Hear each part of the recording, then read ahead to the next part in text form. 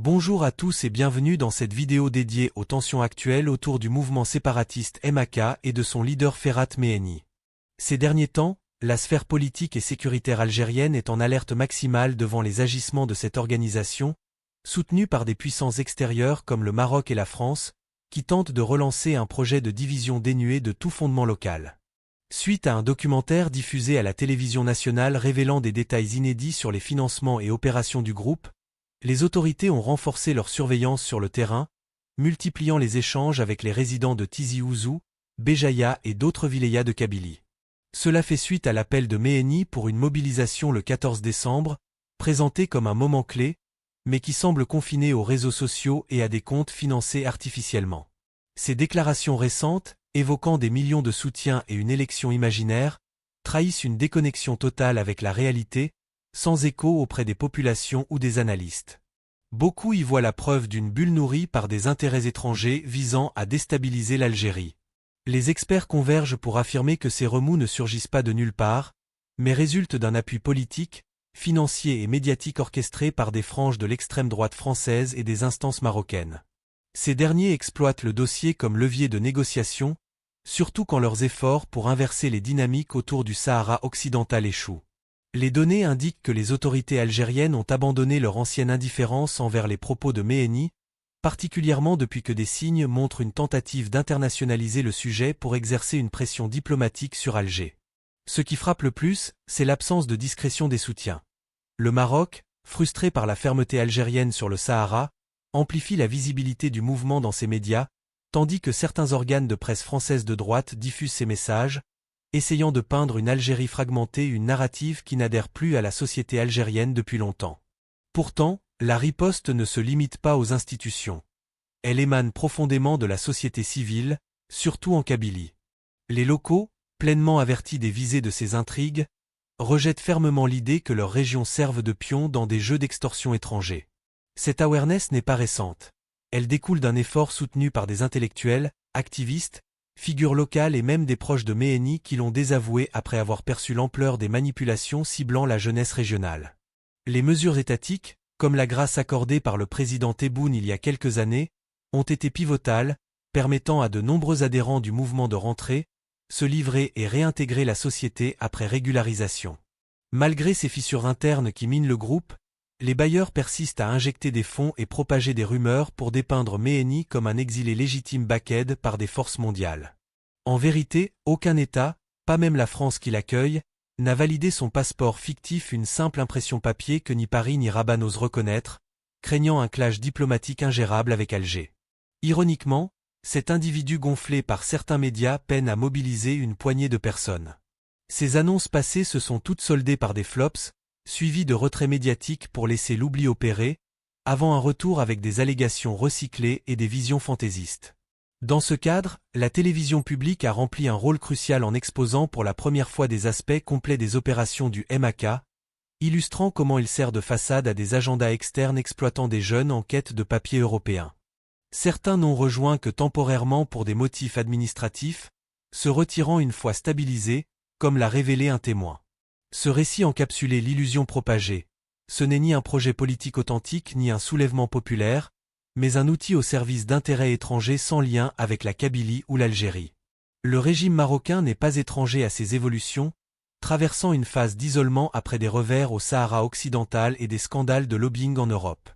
Il voit en Meheni un moyen symbolique de pression sur l'Algérie pour détourner l'attention de ses crises domestiques. Ce que Rabat oublie, c'est l'unité inébranlable du peuple algérien, du nord au sud, contre toute atteinte à l'intégrité nationale, la Kabylie en tête, ayant été au front de la lutte pour l'indépendance et refusant aujourd'hui toute discorde. La France, qui feignait la neutralité, se trouve implicitement pointée pour son soutien financier et politique via l'extrême droite, agacée par la souveraineté algérienne sur des enjeux comme la mémoire, le gaz ou l'Afrique. Ces milieux utilisent n'importe quel atout, même usé comme le MAK, pour tenter de perturber Alger. Des commentateurs français admettent dans des débats que Paris s'inquiète des shifts diplomatiques algériens, expliquant l'engagement d'extrémistes dans des initiatives vouées à l'échec. Dans cet environnement régional et global, l'Algérie approche le 14 décembre avec sérénité, voyant ces appels comme une redite des échecs passés de Meheni, sans impact sur le terrain. Les prévisions médiatiques et sécuritaires tablent sur un nouveau retrait du leader après ce flop annoncé, avant un comeback avec des discours réchauffés. L'évidence reste que l'Algérie surpasse ses manigances, son unité nationale n'étant pas négociable. L'État et le peuple comprennent que le combat vise non un individu, mais un complot externe pour ébranler un pays qui a regagné sa stature, imposer son respect mondial et renverser des équilibres régionaux. Cette agitation mineure ne fait que confirmer la résilience algérienne, face à des adversaires impulsifs dont les stratégies s'effritent. Dans ce climat politique et médiatique agité, où chaque mot ou silence alimente les spéculations, l'Algérie fait face à une nouvelle tentative étrangère d'éroder sa cohésion via une figure déconnectée de la société qu'elle prétend incarner. À l'approche du 14 décembre, présentée comme pivotale par certains, la vérité émerge. Ce n'est pas un soulèvement authentique, mais une campagne de com désespérée baquette de l'extérieur, sans racines dans le quotidien algérien. L'histoire du pays lui a appris à déceler les pièges, surtout venant d'acteurs hostiles à sa souveraineté. Ces semaines ont vu proliférer des appels enflammés et des intrigues pour un soutien illusoire autour d'une cause artificielle, mais elles ont aussi mis en lumière la maturité du peuple et la solidité des liens interrégionaux, y compris en Kabylie souvent fantasmée comme fragile. Les témoignages de diverses wilayas révèlent une conscience collective des vraies intentions, exploitant des vulnérabilités pour des fins cachées. Ce qui défie les promoteurs séparatistes n'est pas seulement la fermeté étatique, mais le rejet populaire d'un projet ahistorique et apolitique. Le fossé entre la rhétorique grandiloquente de Méhéni et la réaction apathique des citoyens est éloquent. L'Algérie progresse pendant qu'il recycle des slogans éculés, ne trouvant écho que dans des niches extrémistes à Paris ou Rabat. Même sa famille et d'anciens alliés l'ont abandonné, signalant un isolement croissant et un fiasco idéologique. Cet effritement, nourri de rivalités, déceptions et révélations sur les manipulations, a vidé le mouvement de substance, la plupart des adhérents y voyant un opportunisme avant de réaliser leur rôle de pion diplomatique. Internationalement, ni la France ni le Maroc n'osent officialiser un soutien, craignant un backlash avec Alger dans un contexte sensible d'équilibres énergétiques et régionaux. Paris sait que prolonger l'accueil de Méhéni altère déjà les relations, aller plus loin serait risqué vu le déclin de son influence.